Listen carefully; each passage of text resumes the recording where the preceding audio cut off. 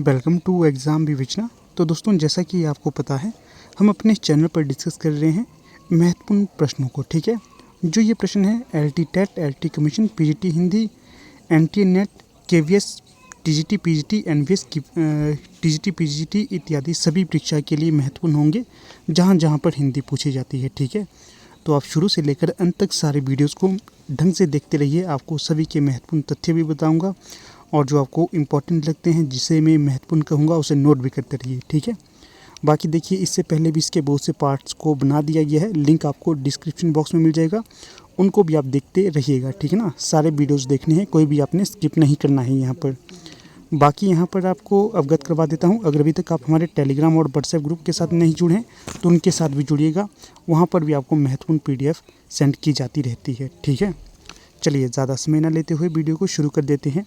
देखिएगा, जो ये वीडियो है, यहाँ पर हम ज़्यादा प्रश्नों को डिस्कस नहीं करेंगे, लगभग 25 से 30 प्रश्नों को डिस्कस करेंगे। ये बेहद ज़्यादा महत्वपूर्ण रहते हैं आपकी परीक्षा के लिए। ठीक है, तो इसी तरह से आप अपनी एक कॉपी भी तैयार करते रहिएगा, जो कि आपको भविष्य में रिवीजन हेतु महत्वपूर्ण साबित हो। चलिए शुरू करते हैं वीडियो को। देखिए, पहला प्रश्न पूछा गया है, पवनचर्यू किसकी रचना है? तो यहाँ पर जो सही विकल्प हो जाएगा, ज़्यादा लंबा चौड़ा नहीं खींचूंगा वीडियो को, सीधे सीधे उत्तर बताऊंगा। जो पवनचर्यू है, किसकी रचना पूछी गई है? तो ये हो जाएगी यहाँ पर स्वयंभू की ये रचना हो जाएगी पवनचर्यू। बाकी जो स्वयंभू है, ये जैन संप्रदाय से संबंधित महत्वपूर्ण विद्वान माने जाते हैं। अगला प्रश्न पूछा गया है, निम्नलिखित दूसरा, गोस्वामी तुलसीदास की रचना कवितावली किस भाषा की रचना है? महत्वपूर्ण प्रश्न हो जाएगा। पहले तो आपको पता चल जाएगा कि जो कवितावली नामक रचना है, ये किसकी हो जाएगी? तो ये हो जाएगी गोस्वामी तुलसीदास की। और यहाँ पर इसकी भाषा पूछी गई है, तो इसकी भाषा क्या होगी? ब्रजभाषा इसकी भाषा हो जाएगी। यहाँ से आपको एक दो तथ्य और बता देता हूँ। पूछा जा सकता है आपसे कि जो रामचरितमानस है तुलसीदास की रचना, इसकी भाषा क्या है? तो ये अवधी हो जाएगी। जयसी की रचना है पद्मावत, इसकी भाषा क्या होगी? यह भी अवधी ही हो जाएगी। ठीक है, तो इन तथ्यों को भी आपने नोट करना है। फिर आगे देखते हैं, प्रश्न संख्या 3, खड़ी बोली के लिए सुनीति कुमार चटर्जी ने किस शब्द का प्रयोग किया है? तो सही विकल्प जो यहाँ पर हो जाएगा, जनपदीय हिंदुस्तानी। जो जनपदीय हिंदुस्तानी है, ये नाम दिया गया था खड़ी बोली के लिए सुनीति कुमार चटर्जी के द्वारा। अगला प्रश्न देखिएगा, 4, सूफी प्रेमाख्यानक काव्य परंपरा में आराध्य को प्राय किस रूप में देखा गया है? बहुत ज़्यादा महत्वपूर्ण प्रश्न है, आगे पूछा जा सकता है आपसे ये। तो सही विकल्प यहाँ पर हो जाएगा प्रेमिका के रूप में। जो सूफी प्रेमाख्यानक काव्य परंपरा है, यहाँ पर आराध्य या भगवान को प्रेमिका के रूप में देखा जाता है। अगला प्रश्न देखिएगा, 5, छायावाद को स्थूल के प्रति सूक्ष्म का विद्रोह किसने कहा है? बेहद ज़्यादा महत्वपूर्ण प्रश्न ये भी होगा, अक्सर परीक्षा में से पूछा जाता है। सही विकल्प जो यहाँ पर होगा, विकल्प भी, डॉक्टर नगेंद्र के द्वारा ये कथन छायावाद के लिए कहा गया था। इसी के विपरीत एक कथन ये भी बनता है कि अब छायावाद स्थूल के प्रति सूक्ष्म का विद्रोह नहीं रहा है। तो अगर ये प्रश्न पूछा जाएगा किसका ये कथन हो जाएगा, तो ये रामविलास शर्मा का कथन हो जाएगा। अगला प्रश्न क्या है, 6, निम्नलिखित में से कौन मिश्र बंधुओं में नहीं है? 4 विकल्प आपके समक्ष दिए गए हैं। तो देखिएगा, जो कृष्ण बिहारी मिश्र हैं, ये मिश्र बंधुओं के अंतर्गत नहीं आते हैं। बाकी श्याम बिहारी मिश्र, गणेश बिहारी मिश्र और सुखदेव बिहारी मिश्र, ये तीनों ही मिश्र बंधुओं के अंतर्गत आते हैं। पूछा जाएगा मिश्र बंधुओं की संख्या कितनी है, तो ये 3 मानी जाती है। ये भी पूछा जा सकता है कि जो मिश्र बंधुओं के द्वारा किस इतिहास ग्रंथ की रचना की गई है, तो ये की गई है मिश्र बंधु विनोद की। ठीक है, तो इन तथ्यों को भी आपने याद रखना है, अक्सर परीक्षा में ये पूछे जाते हैं। फिर जो अगला प्रश्न यहाँ पर देखिएगा, प्रश्न संख्या 13, 2 राह समय के रथ का घरगद ना सुनो, सिंहासन खाली करो कि जनता आती है। उपयुक्त काव्य पंक्तियाँ किस कविता से उद्धृत होंगी? 4 विकल्प यहाँ पर आपके समक्ष दिए गए हैं। तो सही विकल्प जो 13 का हो जाएगा, यहाँ पर रामधारी सिंह दिनकर की प्रस्तुत पंक्तियाँ हो जाएंगी। ध्यान रखना है, इनकी एक प्रमुख रचना मानी जाती है। देखिएगा, उसका नाम है रश्मि रथी, बेहद ज़्यादा महत्वपूर्ण है। अगला जो प्रश्न यहाँ पर बनेगा, अंधायुग किस नाट्य विधा के अंतर्गत आता है? मैं ऊपर से नीचे से ऊपर को जा रहा हूँ, ठीक है, कंफ्यूज नहीं होना आपने। तो अंधायुग किस नाट्य विधा के अंतर्गत आती है? तो 4 विकल्प यहाँ पर आपके समक्ष दिए गए हैं। तो जो 12 का सही विकल्प हो जाएगा तो ये हो जाएगा गीति नाट्य के अंतर्गत आता है अंधायुग। अगर पूछा जाएगा ये किससे संबंधित होगा, तो महाभारत से संबंध रखने वाला है। जो महाभारत का 18वां दिन था उससे संबंधित माना जाता है अंधायुग को, ठीक है ना।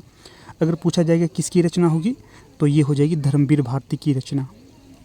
फिर अगला प्रश्न है 11, हिंदी वर्णमाला में अंग और अह को क्या कहती हैं?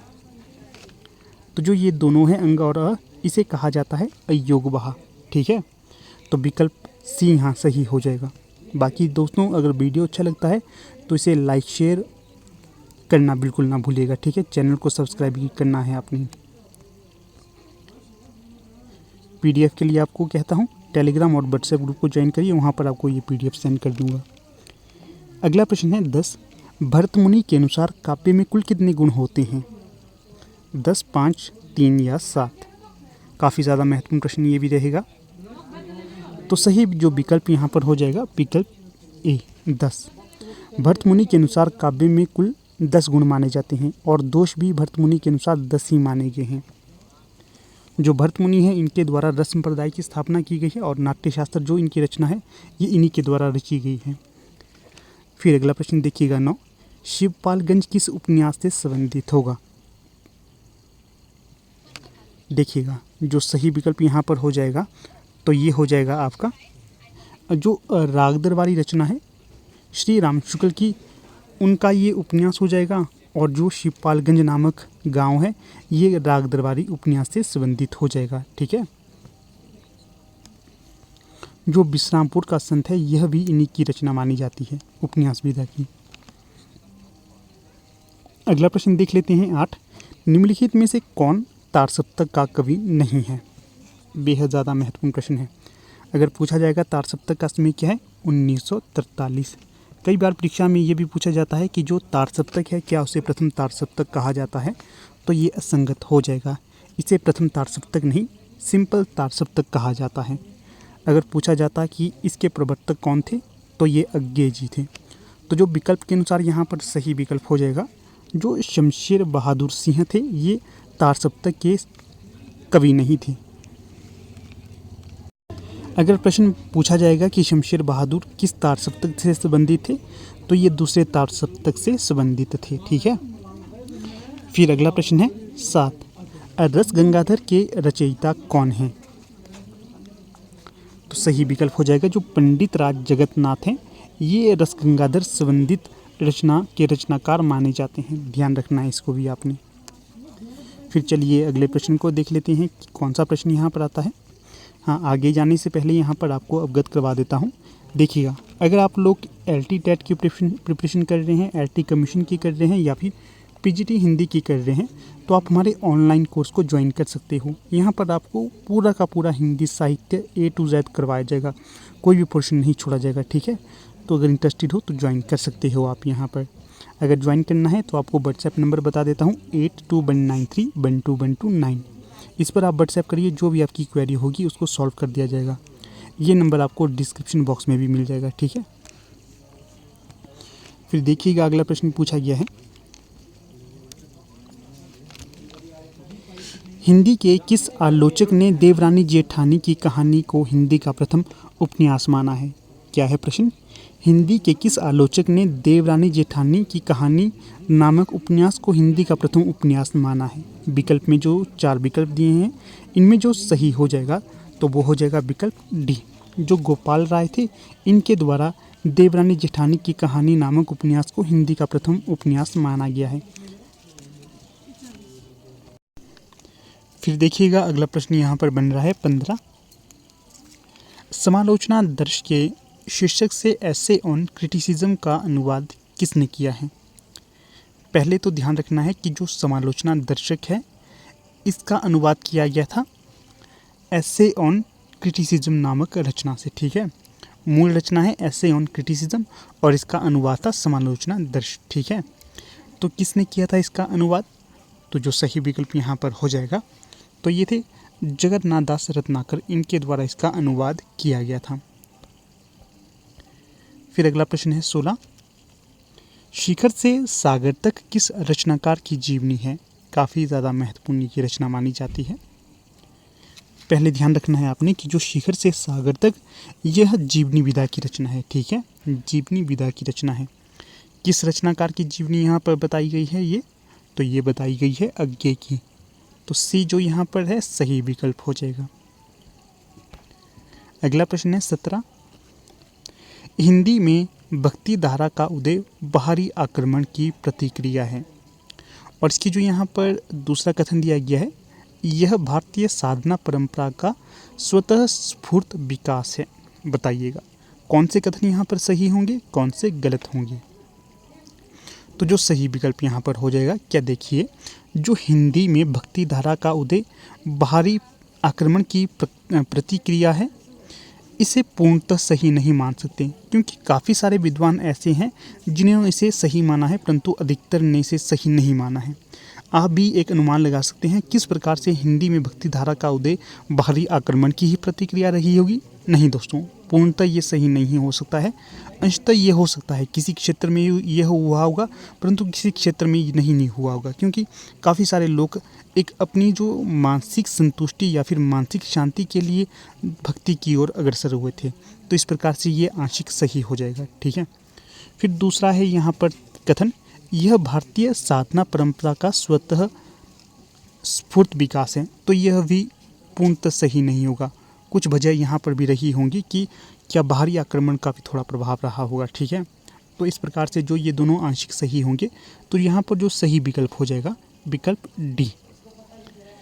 ए और बी दोनों आंशिक सही होंगे, पूर्णतः नहीं सही होंगे। ठीक है ना, 17 का सही विकल्प यहाँ डी हो जाएगा। देखिए दोस्तों, जिस प्रकार की वीडियोस मैं आपके लिए ला रहा हूँ, ये आपके लिए बहुत ज़्यादा बेनिफिशियल साबित होंगी। आखिर किस प्रकार से? समय इनका बहुत कम रहेगा, 10 से 15 मिनट के बीच इसका समय रहेगा, और तथ्य भी यहाँ पर बहुत से देखने के लिए मिलेंगे। तो और तथ्य को भी आप नोट करते रहिए और आपको ये अवश्य लाभ देंगे।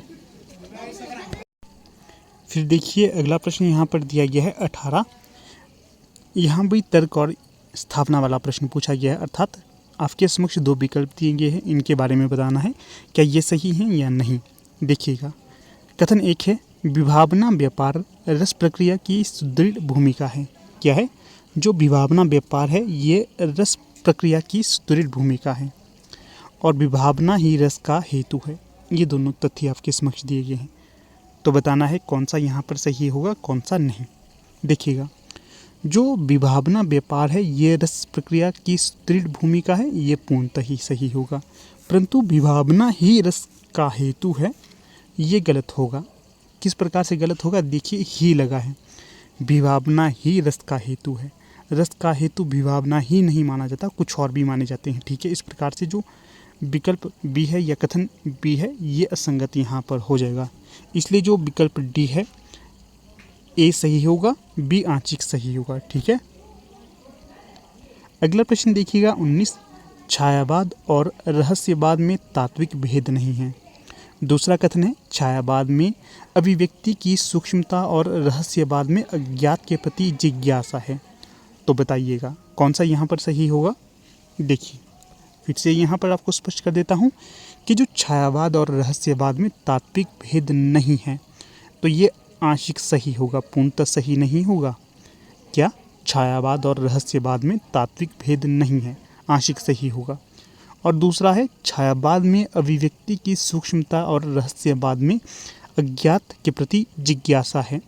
तो जो ये होगा विकल्प बी, कथन बी, तो ये भी पूर्णतः सही नहीं होगा। ठीक है, नहीं, ये पूर्णतः सही होगा दोस्तों। हाँ, कैसे? छायावाद में अभिव्यक्ति की सूक्ष्मता और रहस्यवाद में अज्ञात के प्रति जिज्ञासा है। जी बिल्कुल, ये पूर्णतः सही होगा। इस प्रकार से जो यहाँ पर सही विकल्प हो जाएगा विकल्प सी। फिर अगला प्रश्न यहाँ पर आपसे पूछा गया है, छायावादी काव्यधारा के प्रमुख स्तंभों का जन्मतिथि के अनुसार सही क्रम कौन सा होगा। यहाँ पर जो सही विकल्प हो जाएगा, तो ये हो जाएगा आपका विकल्प बी, अर्थात सबसे पहले जयशंकर प्रसाद आएंगे, फिर सूर्यकांत त्रिपाठी नियाल आएंगे, और सबसे अंत में यहाँ पर सुमित्रा नंदन पंत और सबसे अंत में महादेवी वर्मा आएगी। ठीक है, देखिए फिर से आपको स्पष्ट कर देता हूँ। पहले जयशंकर प्रसाद आएंगे, फिर निराला जी आएंगे, फिर पंत आएंगे और फिर महादेवी वर्मा आएंगी। अगला प्रश्न यहाँ पर है 22। नवजागरण कालीन सुधारवादी संस्थाओं की शुरुआत का सही क्रम कौन सा होगा? तो जो 22 का सही विकल्प यहाँ पर हो जाएगा, पहले ब्रह्म समाज, फिर प्रार्थना समाज, फिर आर्य समाज और सबसे अंत में रामकृष्ण मिशन। तो विकल्प ए यहाँ सही हो जाएगा। फिर अगला प्रश्न देख लेते हैं यहाँ पर 21। इसमें क्या पूछा गया है आपसे? पूछा गया है निम्नलिखित इतिहास ग्रंथों का कालक्रमानुसार सही क्रम कौन सा होगा? तो यहाँ पर जो सही क्रम हो जाएगा तो ये देखिएगा विकल्प बी, अर्थात कैसे? सबसे पहले इस्तवारदार लिटरेचर एंदो, ये हिंदुस्तानी ग्रंथ आएगा। फिर शिवसिंह सरोज आएगा, फिर modern vernacular literature of northern Hindustan और सबसे अंत में मिश्र बंधु विकल्प के अनुसार सही हो जाएगा। ठीक है, अगला प्रश्न देखिएगा 20। नई कविता में निरूपित मनुष्य मात्र द्वंद्वग्रस्त है। कथन 2 हो जाएगा यहाँ पर। नई कविता मात्र व्यक्ति चेतना कविता नहीं है। क्या है? नई कविता मात्र व्यक्ति चेतना की कविता नहीं है। तो यहाँ पर जो सही हो जाएगा विकल्प सी, अर्थात जो विकल्प ए है, कथन 1 है, ये आंशिक सही होगा, परंतु जो कथन बी है ये पूर्णतः सही हो जाएगा। ठीक है, तो ठीक है दोस्तों, कुछ इस प्रकार से आज का ये हमारा लेक्चर रहा है। मुझे पूर्ण आशा है कि आपने इसमें पूरा एंजॉय लिया होगा। जो जो तथ्य मैंने आपको बताए उनको नोट किया होगा, जो आपको नए लग रहे होंगे उन्हें भी आपने नोट किया होगा। तो चलिए फिर यहाँ पर अब वीडियो का अंत कर लेते हैं। धन्यवाद।